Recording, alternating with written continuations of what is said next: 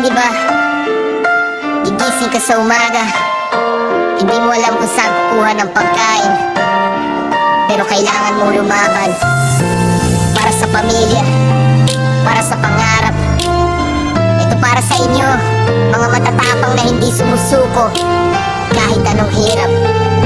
Alas 4 ng umaga, alarm clock ay tumunog na. Matay mapukoy takay nung bangon agad, walang tatalo. Kumot na luma, amoy araw pero di na bale. Basta't may mainit na kape, sapat na para sa akin dyan. Tumungo sa banyo, tubig ay malamig na parang yelo. Wala namang mainit, sanay na ang katawan ko. Nagbihis ng damit na ilang taon na ang tanda. May butas sa siko pero malinis naman, di bale na. Lumabas ng bahay, hamog ay tumatama sa balat. Naglakad papunta sa terminal, pa ay pagod na't sugat. Sumakay ng jeep, siksikan, init na parang himpapawid. Amoy ng pawis at usok pero kailangan tiisin. Pumasok sa trabaho ko, sa'y laging galit at masungit. Utos dito, utos doon, parang ako'y alipin. Pero ngumiti lang ako, kasi alam ko kung bakit bawat piso nakikitain para sa pamilya ibibigay ka. Mahirap po, ramdam na ramdam, pero di susuko kahit anong hadlang. Bawat mata ng pawis may halong pag-asa. Darating din ang araw, ginhawa'y makakamtan na. May mahirap, pero di may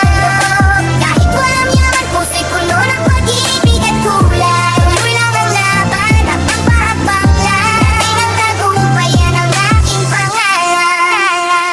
Umuwi ng bahay, gabi na, buwan na ang kasama. Pagod sa katawan, isipan ay gulong-gulo pa.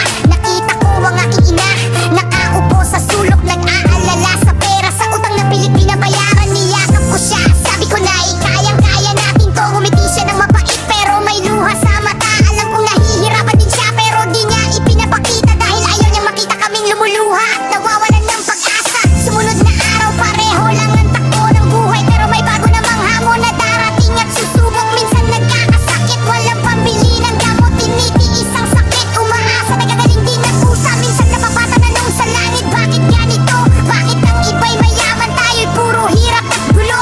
Pero naisip ko rin, marami pang masirap sa atin, kaya dapat magpasalamat sa kung anong mayroon tayo. Pero alam nyo ba, sa gitna ng dilim, may liwanag na sumisilip. Mga ngiti ng pamilya, tawanan ng mga kaibigan, mga maliliit na bagay na nagpapasaya at nagbibigay lakas. Ito ang ating yaman, ito ang ating sandata. Hindi pera ang sukatan ng tunay na tagumpay, kundi ang tibay ng loob, ang pagmamahal at ang pananampalataya. Kahit anong bagyo